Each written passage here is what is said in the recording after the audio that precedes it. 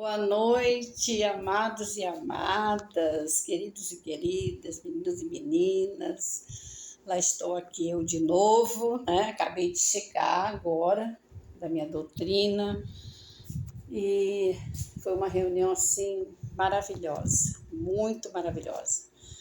Eu estou assim cheia do Espírito de Deus, sabe? Tranquila, calma, confiante que tudo vai correr muito bem. Tenho muita fé. Gente, a fé remove montanhas, né? A fé, ela modifica a pessoa. A fé, ela é confiança. A fé é certeza. Ter certeza de que vai acontecer algo que a gente tem, que acredita, né? E eu tenho fé. Eu tenho muita fé, não temo nada. Eu entreguei assim a minha vida na mão de Deus, né? Eu entreguei minha vida na mão do Senhor Deus dos Exércitos, na mão de nosso Senhor Jesus Cristo e do nosso querido e amado mestre, nosso querido Pai Santa Branca, que é esse índio de Machu Picchu, que ele ele é a reencarnação de São Francisco de Assis. Gente, essa história é linda. Eu vou contar essa história para vocês. Essa semana ainda, eu vou ver aqui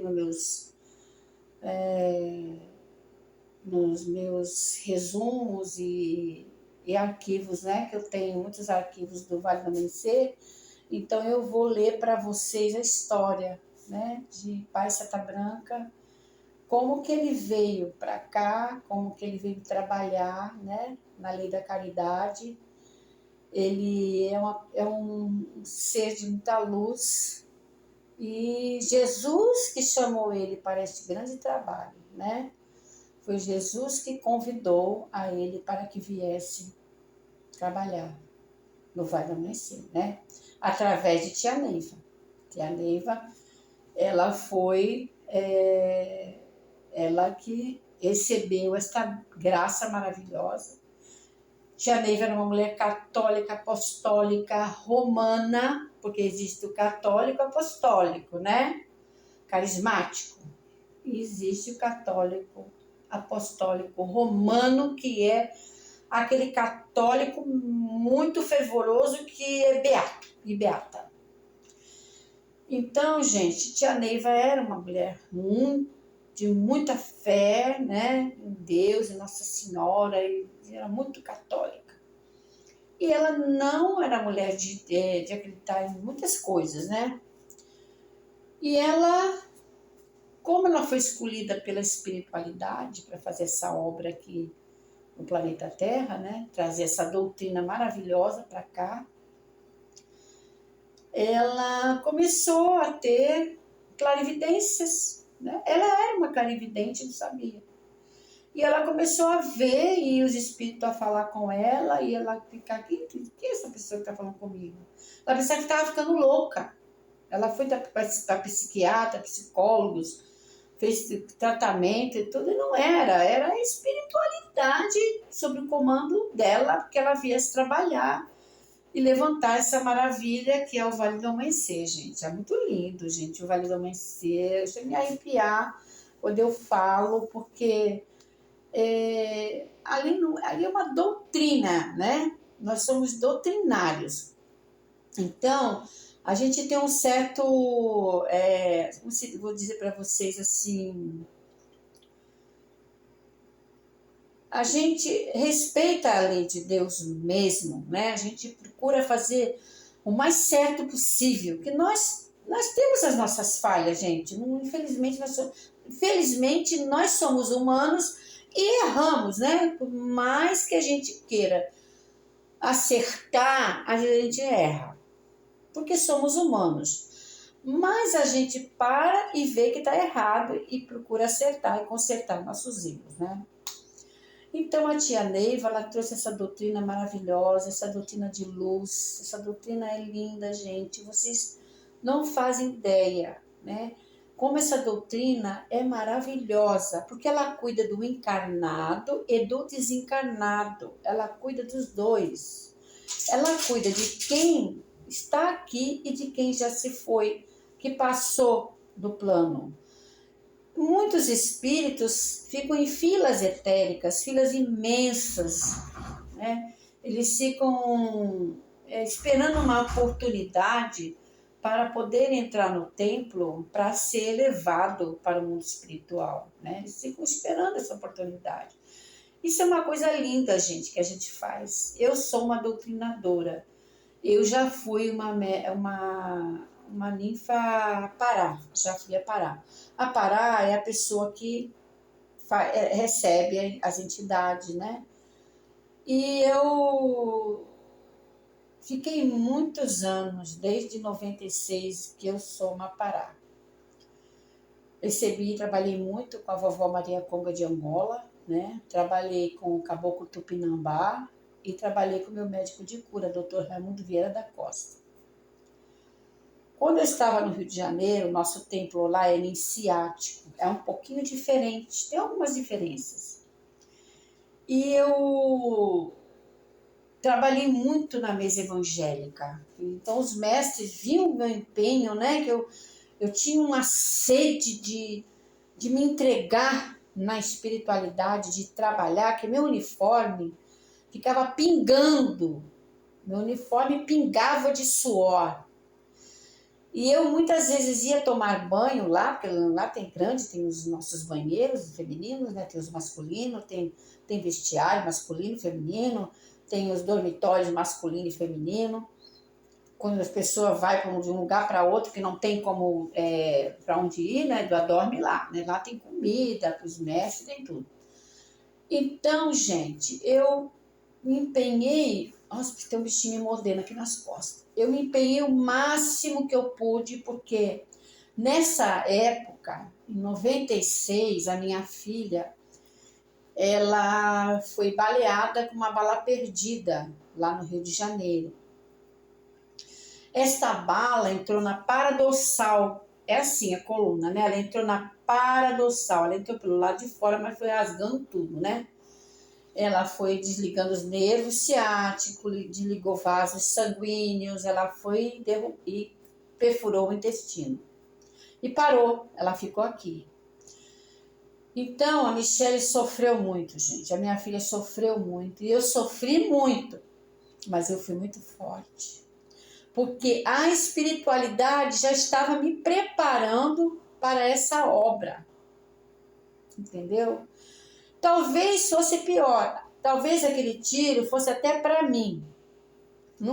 Porque foi um tiro assim que ele veio sem ninguém sabia de onde estava vindo aquilo. Foi uma bala perdida mesmo. Então podia ter pegado em mim, numa perna, né? Porque ela estava aqui perto de mim, pegou nela. Tadinha. Gente, faz ideia de uma mãe sofrendo, vendo seu filho em cima de uma cama, que era normal, saudável, e ver a minha filha toda cheia de acessos para todo lado, ligar em aparelho. Gente, olha, vocês não fazem ideia o que é isso. Eu fiquei muito doente de ver a minha filha daquele jeito, mas eu tive uma força tão grande que até hoje eu me pergunto, foi a espiritualidade que me deu essa força? Deus enviou as forças aqui para a Terra para me segurar. Olha, foi jornal, tem até hoje jornal, tem que ver onde que tá. Eu tenho esse jornal, vou mostrar para vocês. Ela tinha 7 aninhos de idade. Gente, eu pensei que a minha filha fosse morrer. No dia que ela levou o tiro, na hora, foi aqui assim, ó. Ele pegou aqui. Gente, vou falar uma coisa para vocês. Sangue jorrava, fazia barulho. Fazia zzz, aquele barulho do sangue jorrando. E eu enfiando a mão no buraco ali. Senhor, me salva minha filha, Jesus, não deixa minha filha morrer. Aí foi aquela correria dos amigos. E graças a Deus, meu Deus. Eu às vezes acho que eu não tenho amigo, mas naquela hora foi tanta gente em movimento. Aí chegou um amigo meu, o Gilberto, nunca vou esquecer do Gilberto, jamais na minha vida. Ele chegou, o que houve? Falei, a Michelle foi baleada. Aí ele saiu correndo com aquela moto, arrumou um casal, eles vieram, pegaram eu e minha filha, botaram dentro do carro e fomos para o pronto-socorro. Quando eu cheguei lá no pronto-socorro, o pessoal do pronto-socorro pensava que eu estava baleada também. Aí eu tinha sangue na cabeça, no corpo todo, em tudo quanto era lugar. Era sangue para todo lado, né? Interessante que quando chegou no pronto-socorro, o sangue estancou. Aí eu fiquei apavorada, eu falei, meu Deus do céu, será que vai dar hemorragia interna? Aí quando ela foi lá para dentro, que passou pelo raio-x, o médico falou, mãe, calma, que tá tudo bem com ela.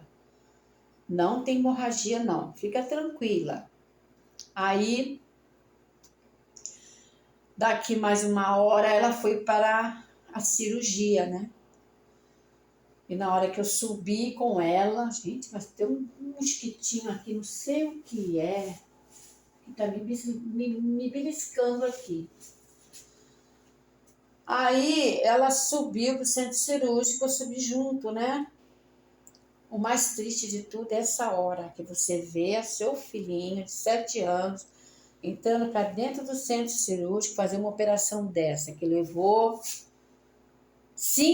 quase 5 horas a cirurgia.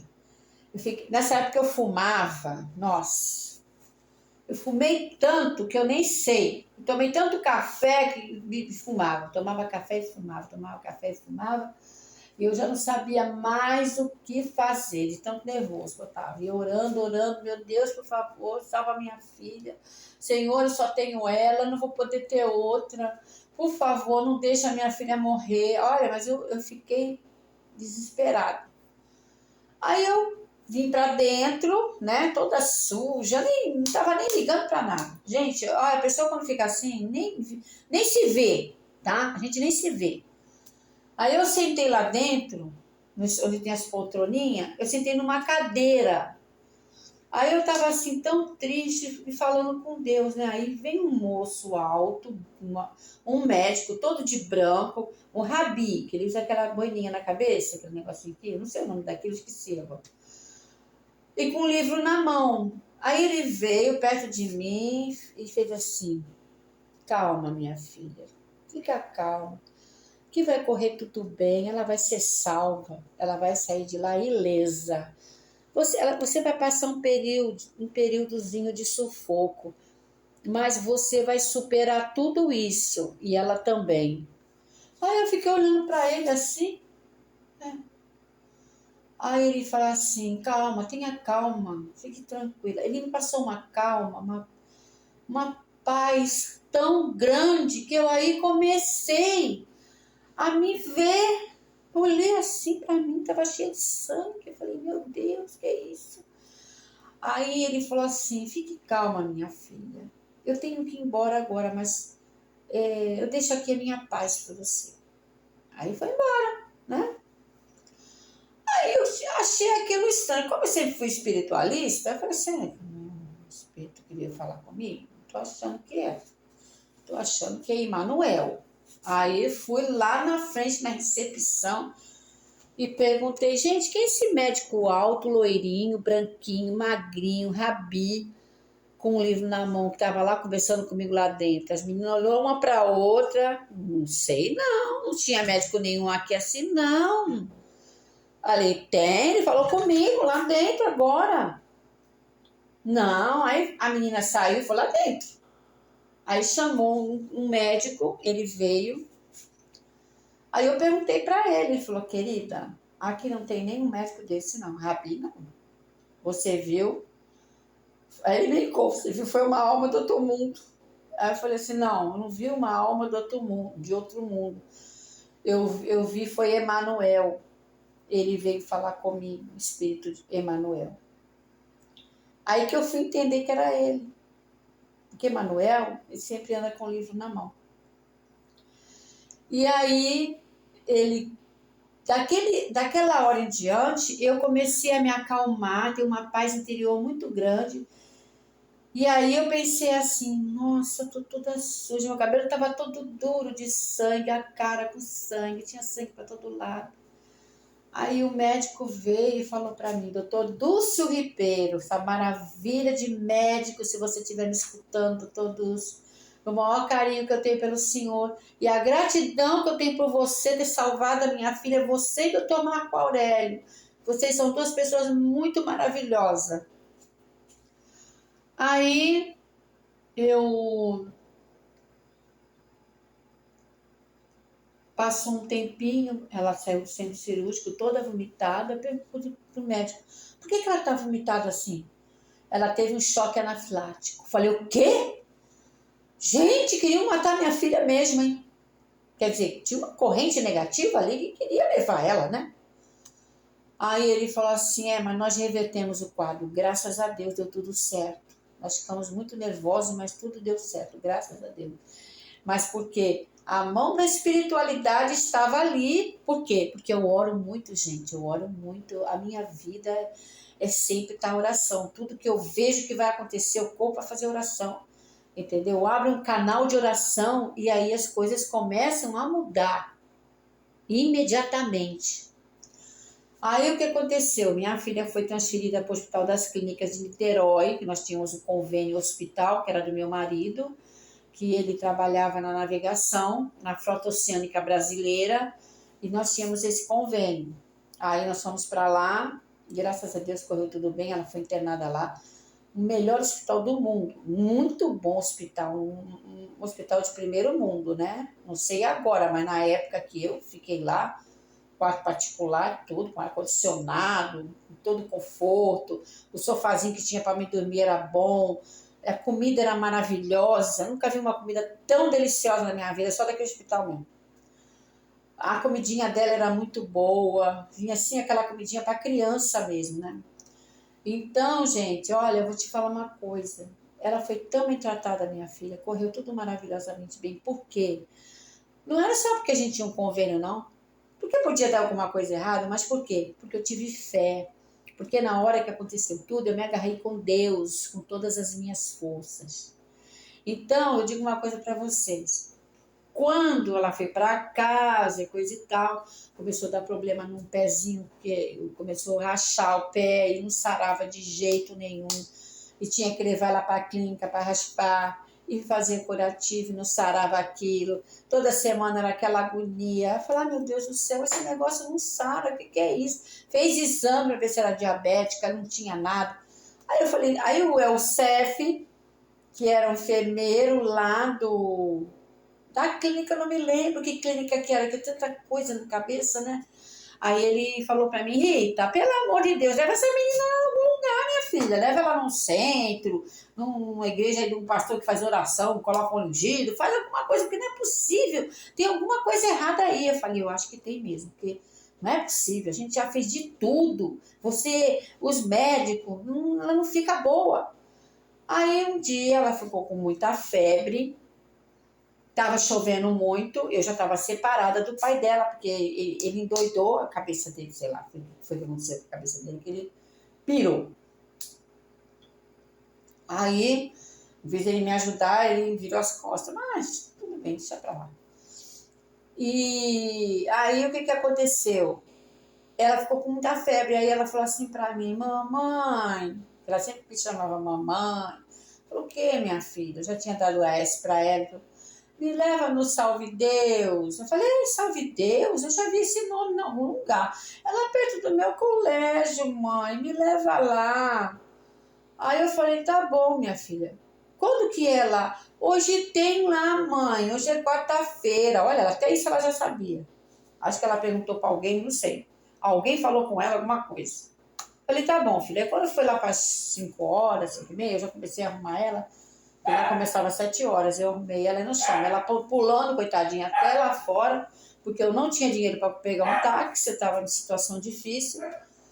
Aí eu peguei o ônibus Rosana, e esse ônibus, aí eu falei com o motorista, ele olhou para mim assim, olhou para ela e falou assim, você vai lá no Salve Deus? Eu falei, vou.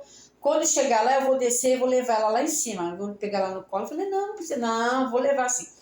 Quando chegou lá na descidinha, assim, na subida, aliás, que tem um templo, é uma alturinha assim, né? Aí ele pegou ela, botou no colo, foi pela, pelo lado, assim, que é uma passarela, né? Ele foi pela passarela, pegou ela no colo e levou ela. Aí chegou lá em cima, deixou ela lá sentadinha lá dentro do templo. Aí quando eu entrei, assim, que eu olhei, nossa, que coisa diferente isso aqui. Eu fiquei assim, sabe? Fiquei impactada de ver aquilo tudo, né? Aí ela estava sentadinha, eu agradeci muito ao rapaz, muito obrigado por tudo, que Deus te abençoe e tal. Ele falou, não tem problema não, precisando, você tá no ônibus, eu te ajudo. Eu falei, tá legal, muito obrigado. Aí ele foi embora. Aí eu fiquei com ela lá e tal, sentadinha nos bancos de alvenaria, né, nos bancos bonitos, bem pintados, sabe? Umas coisas bem orientais, ocidentais, coisas lindas, né? Aí eu peguei e falei assim, ela falou assim pra mim, mãe, meu pé tá saindo uma água preta. Eu falei, nossa, que cheiro é esse, bicho? O mau cheiro, quando só foi entrar ali, começou a sair aquilo. Aí eu levantei e falei com uma moça que estava assim, em pé de branco. Aí eu falei assim, moça, tá acontecendo isso assim, assim com a minha filha? Ela foi lá, olhou e falou, ó, a senhora pega, leva ela lá fora, pega a água da fonte de Pai Seta Branca, leva lá para fora e lava o pezinho dela, tira essa bandagem, joga isso fora e lava o pezinho dela. Eu fiz tudo que ela falou, fiz, lavei o pezinho dela e tudo, e ela foi lá para dentro sem aquilo. Vocês acreditam que secou? Não saiu mais nada.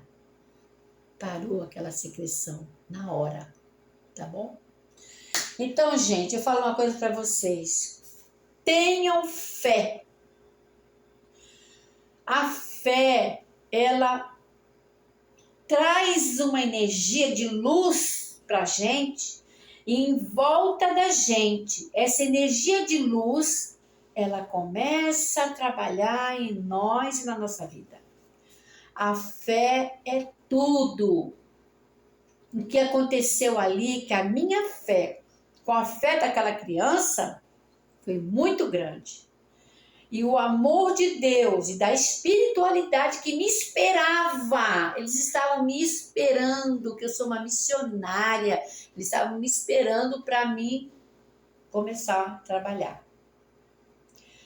E aí eu já comecei a ir nos domingos, e aí quando foi um dia eu fui chamada para iniciar, e eu falei, eu vou iniciar. E caí para dentro, e estou lá até hoje. Estou desde 96. Vim aqui para Peruíbe, não tinha vale aqui. E eu falei com o mestre lá, mestre, eu vou embora para Peruíbe, como que vai ser? Ah, a senhora vai ter que ir lá em Osasco. Eu falei, nossa, Osasco é complicado. Aí, tal, eu fiquei aqui 2 anos sem ir para lugar nenhum. Eu ia no nosso lar, só assistia palestra, tudo, mas não cheguei a me entregar, a trabalhar lá, não. Aí, quando foi um dia, me deu dor de estômago, de repente, eu falei pro meu marido, Espíndola, vamos lá na farmácia comprar um omeprazol, que eu tô com uma dorzinha no estômago, enjoada. Aí ele falou, vamos sim. Aí eu fui, comprei Pepsamar, comprei aquele líquido, né? Aí, quando a gente tá voltando, que eu olhei, eu vi a placa lá, Vale do Amanhecer. Olha, Espíndola, tem Vale do Amanhecer aqui. Será que é o mesmo? Eu falei, não, vamos lá ver. Aí desceu a rua Oswaldo Cruz. É Rua Oswaldo Cruz, 197, aqui. É uma paralela assim da Luciana de Bona. Você vai pela Luciana de Bona. Chegou num prédiozinho que está lá embaixo. Depois do Posto Alê. É um prédio que é uma corretora. É amarela e azul. Aí entra naquela rua lá embaixo, Oswaldo Cruz, 197. Gente, olha, vocês não imaginam. Olha, a alegria que eu fiquei quando eu achei o templo. Lá não tinha nem templo, só tinham levantado, né, as laterais, as colunas, e no fundo era um lugarzinho onde faziam todo o ritual nosso lá. Onde recebiam os pacientes para tratamento e tudo, né? Gente, olha, foi uma bênção para mim, porque meu esposo foi embora, né? Ele já não queria ir mais, porque sei lá o que deu na cabeça dele. cada um tem seu direito, seu livre-arbítrio, né? E ele não queria ir, ele já estava perto de ir embora daqui do planeta. Já estava perto. Eu senti uma coisa que... Gente, eu vou ser sincera para vocês, eu sinto essas coisas, infelizmente, quando a pessoa vai desencarnar. Eu sinto. Infelizmente, eu tenho esse dom. Eu acho muito ruim porque é muito desagradável a gente sentir isso. E eu fiquei meio preocupada com ele. Foi quando ele começou, primeira noite que ele passou, um dia que ele passou mal aqui no Cuca, eu já fiquei preocupada. Depois aí, um dia ele passou mal aqui de noite, aí ele foi já morrendo no hospital, né? Mas, graças a Deus, os médicos falam mal dos médicos de Peruíbe, mas acontece que quando Deus está no controle, as coisas fluem, gente. E Deus estava no controle, a espiritualidade estava no controle neste momento em que meu marido chegou na emergência do UPA.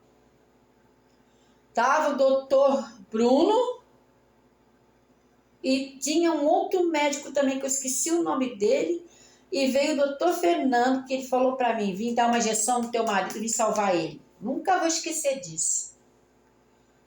Ele estava com 26/13 de pressão. Não sei como ele não infartou. E aí, quando vocês veem, né? Quando não tem que ser, não é. E ele estava morrendo, asfixiado. O pulmão dele estava cheio de água. Ele tinha 8 litros de água no pulmão. Eles tiraram. Gente, vou falar uma coisa para vocês. Que luta foi aquele dia? Eu sentei num banquinho de frente para a emergência e eu fiquei vibrando ali em oração. Vibrando, vibrando, vibrando, vibrando. Eu via os espíritos de luz, os médicos em cima do meu marido, flutuando. E eu sabia que a espiritualidade estava ali socorrendo ele.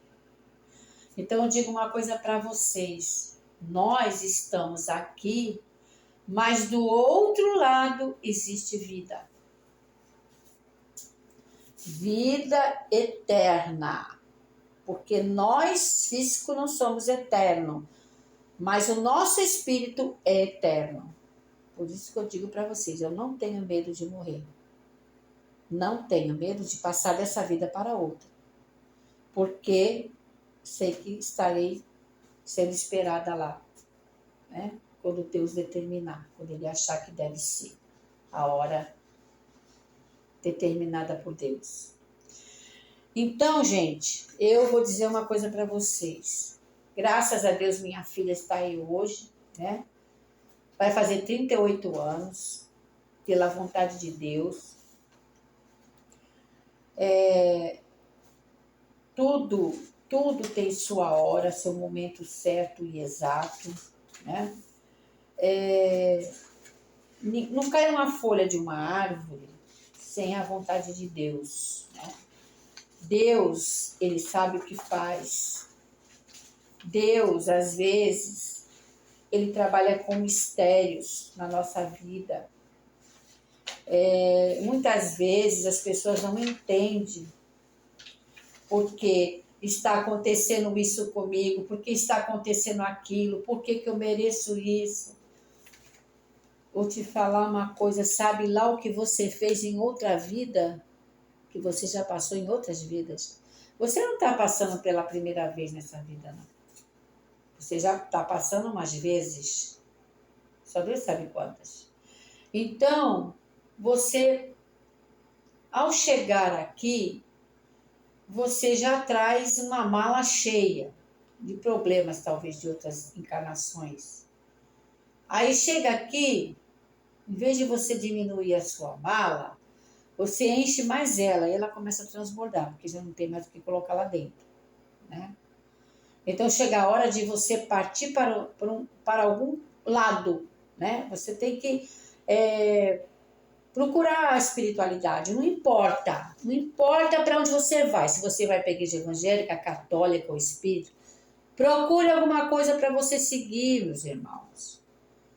Porque essa é a forma de você se purificar, se limpar. Agora, se dedique, quando você for, não importa para a igreja evangélica, católica, mas se dedique do coração, da alma.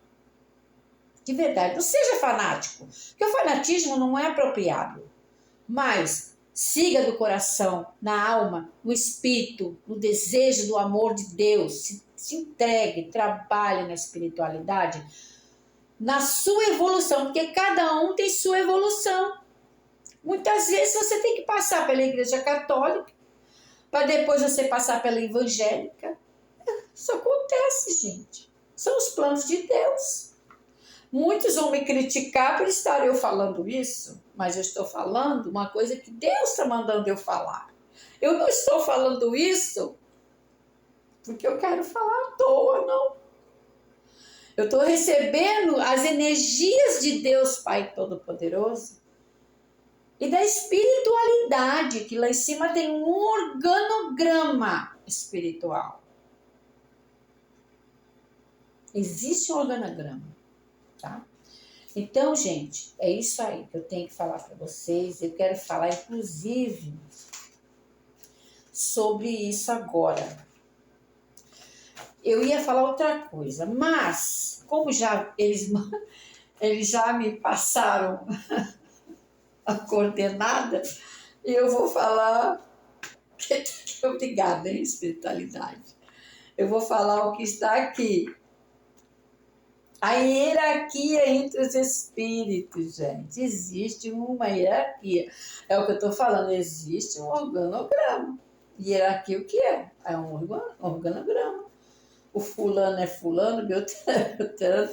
Existe isso lá no mundo espiritual. Então vamos lá. Entre os povos primitivos, como entre os animais, a chefia é conquistada pela força. Quem for mais forte, fisicamente, assumirá a liderança de um grupo ou de uma tribo. À medida que o homem vai evoluindo, vai se impondo pela astúcia, pela esperteza. E este é ainda o meio pelo qual uma pessoa conquista a direção de uma agremiação, de uma coletividade, de uma nação. Ser astuto nem sempre significa ser mais inteligente ou mais indicado para dirigir o destino de qualquer associação ou país. Atualmente, o dinheiro está intimamente ligado ao poder e, quando surge a moeda, pesa nas decisões para a escolha de quem vai presidir uma sociedade, seja ela qual for. Quais são os predicados exigidos de um espírito para assumir a direção de uma instituição no plano espiritual? Nas zonas umbralinas, que é o umbral lá embaixo, mais inferiores, a direção é conquistada por aquele que consegue dominar a plebe através da força mental. Nas regiões menos densas, a habilidade e a inteligência são os requisitos que prevalecem para a indicação dos cargos da chefia. Nos planos mais elevados, entretanto, a presidência recai sobre aquele que possui amor e sabedoria. Olha só, hein? Como o saber não tem limites, porque absoluto só o Deus. É óbvio que à medida que iremos galgando os degraus de escada evolutiva, vamos assumindo mais elevados encargos de direção, até alcançarmos a de preposto de Deus, ou seja, ministro do Criador. Para chegar lá, tem muito caldo para tomar. Não é assim, não. É muita coisa. André Luiz ficou pasmado quando lhe disseram que o espírito de elevada hierarquia que se materializara no templo que visitara no nosso lar. Cidade espiritual em que André Luiz desenvolve seu trabalho e aprendizado. Não tinha ainda alcançado a perfeição absoluta, e sim apenas a categoria de mentor da humanidade terrestre. O dirigente dos trabalhos pacientemente explicou que o visitante ainda aspirava a alcançar um dia a função de representante da Terra junto às gloriosas comunidades que habitam, por exemplo, Júpiter e Saturno. Acrescentou que posteriormente esperam fazer parte das assembleias que regem o nosso sistema solar e sucessivamente colaborar com os que dirigem as constelações de Hércules, a nossa galáxia e grupos de galáxias, etc. Esse tratando de planeta Terra, é que um dos mais inferiores, ainda não podemos compreender as funções elevadíssimas dos espíritos puros na direção dos destinos das nações e do próprio planeta. Mas sabemos que eles estão no leme deste barco que singra o imenso oceano do infinito. Mesmo nos momentos cruciais do aparente caos em que estamos mergulhados, confiemos em nossos protetores, porque depois desta noite, Treveza brilhará a aurora de paz e progresso espiritual. Persistamos no bem e aguardemos pacientemente e com resignação, pois também somos responsáveis por este estado de coisas. Gente, vou dar uma editadinha, já volto já, para que não aconteça de novo o que aconteceu outras vezes, tá bom, gente? É rapidinho, é um vapt-vupt. Beijo no coração.